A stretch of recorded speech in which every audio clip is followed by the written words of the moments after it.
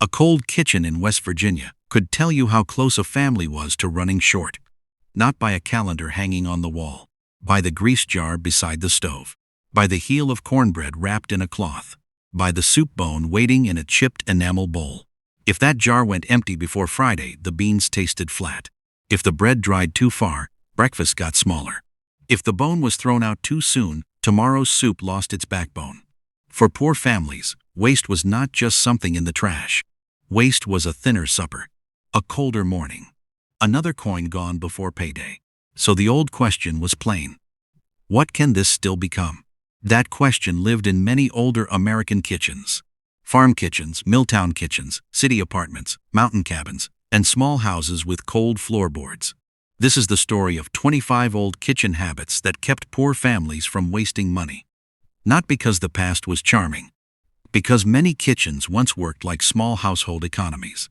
Every jar, crumb, bone, flame, and spoonful had to prove whether it still had a job. Number 1 was saving cooking grease. In many working kitchens, bacon drippings or rendered fat went into a crock, tin, or covered jar. It might sit near the stove, close to the salt box, the flour tin, and the match holder. That grease could fry potatoes, season beans, enrich cornbread, or give greens a little body when meat was scarce. A spoonful carried flavor from one meal into the next. Modern kitchens often pour fat away, then buy flavor back in bottles, sprays, and packaged mixes. Older cooks were slower to throw away anything with work left in it. Grease was not glamorous. It was stored heat, calories, salt, smoke, and memory. Number 2 was turning bones into broth.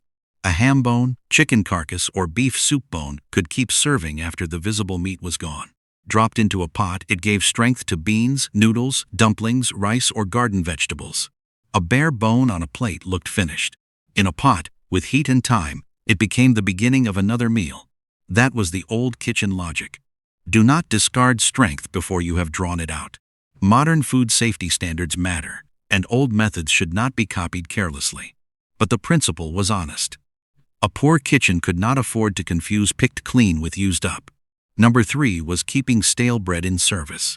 A dry biscuit, bread heel, or leftover cornbread did not automatically belong in the trash.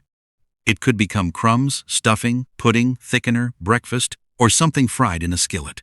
Hard bread had not failed. It had changed jobs.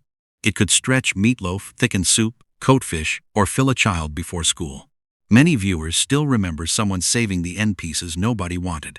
Those pieces were not kept for sentiment. They were kept because flour, cornmeal, milk, yeast, heat, and labor had already gone into them. Throwing bread away meant throwing away more than bread. Number 4 was making gravy from pan drippings. After sausage, chicken, ham, or pork chops left the skillet, the brown bits still held value. A careful cook did not rinse that flavor down the sink.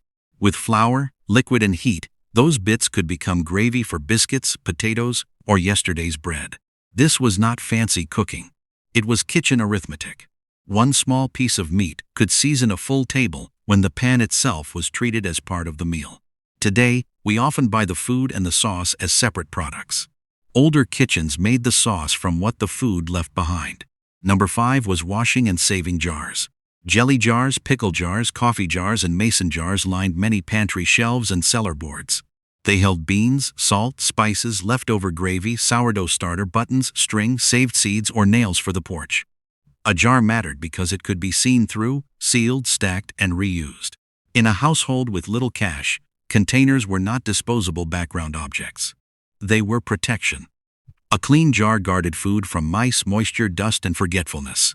That was the hidden economy of the house. Not money in a bank, but usefulness stored in glass. Number 6 was keeping a soup pot mentality. A spoonful of peas, half an onion, leftover potatoes, a little rice, or yesterday's meat could seem like nothing alone.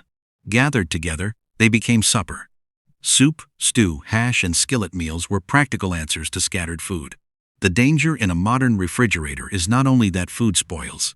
It is that small bowls stop looking like ingredients. An older cook could open the icebox and see connections. A bit of broth, a cold potato, a cup of beans, a few scraps of meat. Not plenty, but enough to begin. Number 7 was using heat more than once. When a wood stove, coal stove, or early gas oven was already hot, careful cooks planned around it.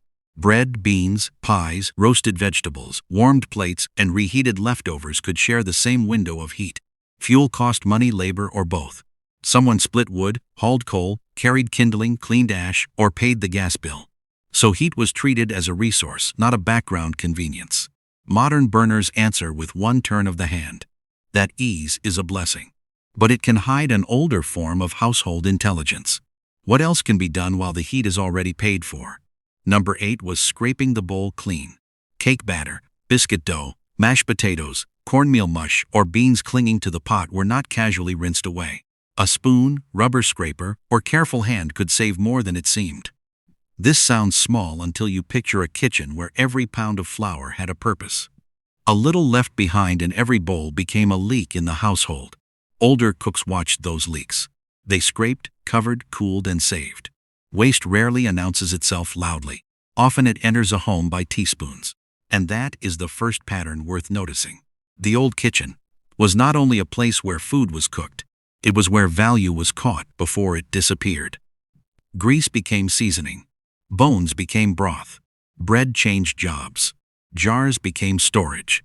Heat was used with intention. A leftover was not proof that a meal had failed. It was proof that tomorrow had already begun. Number 9 was saving vegetable scraps for flavor. Onion skins, celery tops, parsley stems, carrot ends, and clean potato peelings could strengthen a pot. Not every scrap belonged there. Good cooks knew the difference between wilted, dirty, bitter, and spoiled. A small bowl of trimmings near the cutting board could become the first draft of soup. In a kitchen with little cash, flavor was built in layers. A bone helped. A spoonful of grease helped.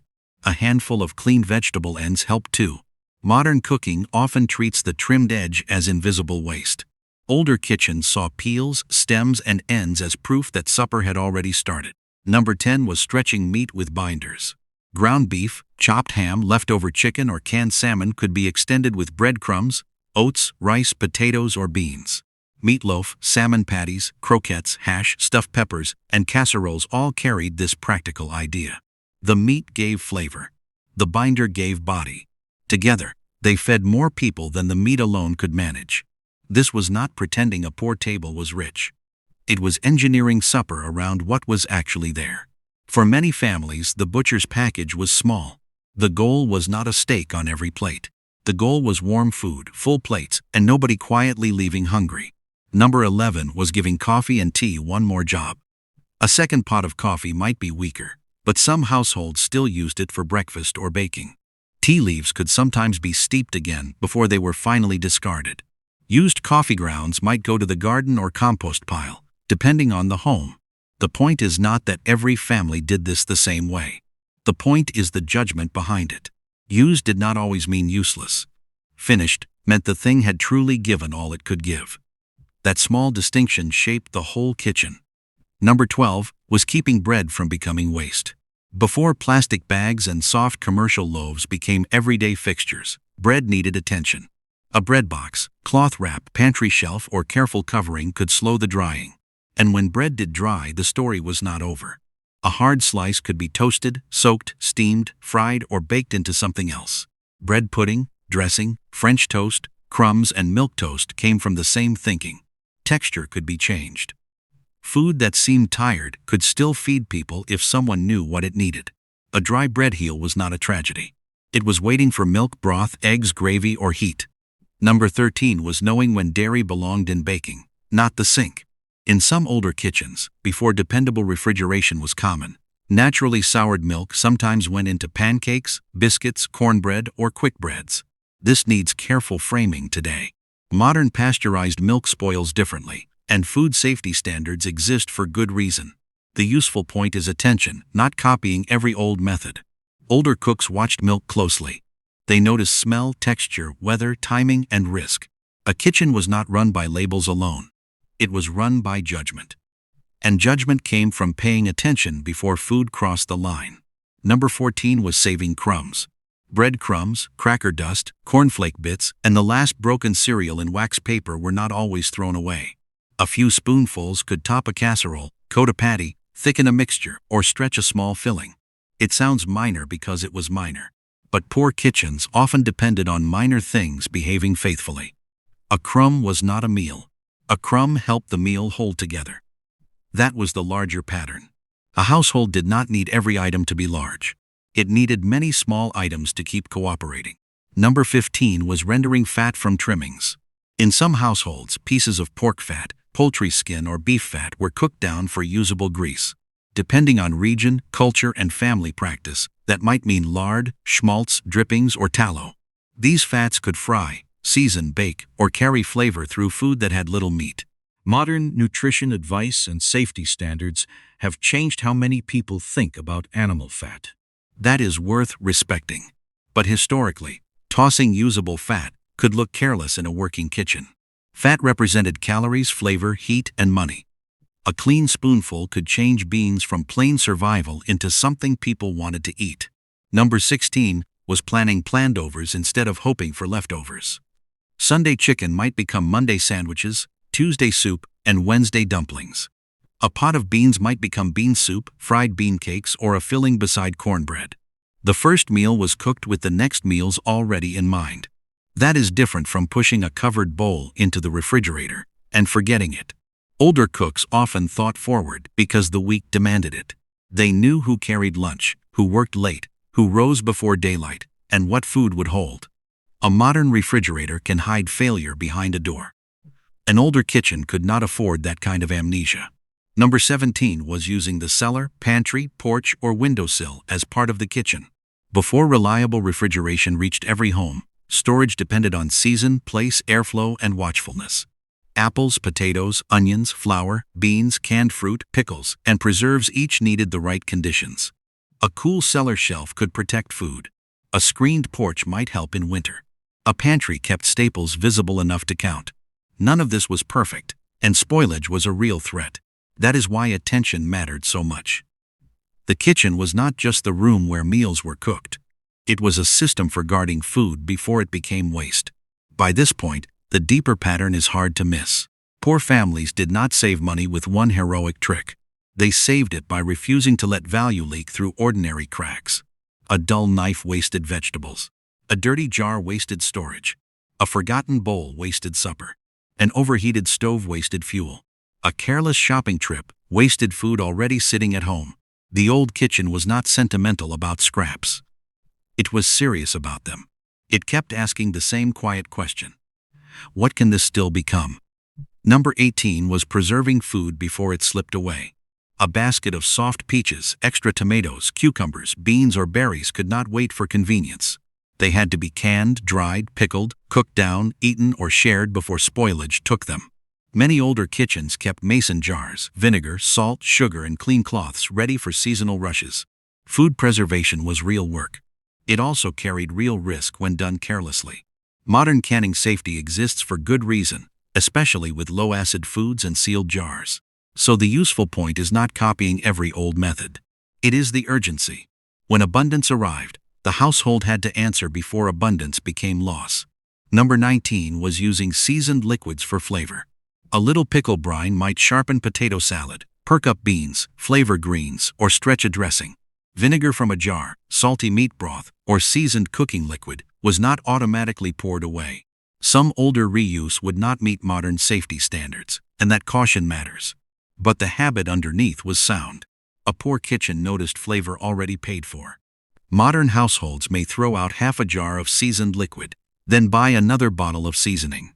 An older cook saw salt, vinegar, spice, and possibility still sitting in the glass. Number 20 was saving pot liquor. When greens, beans, ham, or vegetables simmered, the liquid left behind carried flavor, fat, salt, and nourishment. In many southern and rural kitchens, that broth might be sopped with cornbread or used to begin another pot. It was humble food, but it was not meaningless. The liquid held what the pot had gathered. Throwing it away could mean losing the richest part of a poor meal. That is the difference between eating an ingredient and understanding what cooking has released from it. A plain pot could feed twice if someone respected what remained. Number 21 was caring for the cast iron pan. A good skillet was not treated like a temporary object. It fried potatoes, baked cornbread, seared meat, warmed leftovers, and sometimes sat close to the stove all day. Families protected it because replacing a ruined pan was not casual. Seasoning, drying, and steady use kept it ready for years. The pan became part of household memory. A grandmother's skillet was not valuable because it was pretty. It was valuable because it had done the work and kept doing it. Modern cookware often arrives shiny, cheap, and replaceable. Older kitchens valued tools that improved through use, but only if someone cared enough to maintain them. Number 22 was turning flour sacks and feed sacks into household goods. This was not cooking exactly, but it belonged to the kitchen economy. Cloth sacks could become dish towels, aprons, quilt pieces, curtains, or children's clothes in some homes.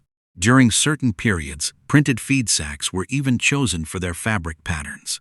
A bag that once held flour could later dry plates beside the sink. That reuse shows how little separated food, clothing, cleaning, and thrift. The kitchen was not just where meals were made. It was where materials changed purpose. A sack did not stop being useful when the flour was gone. Number 23 was keeping the stove useful after cooking ended.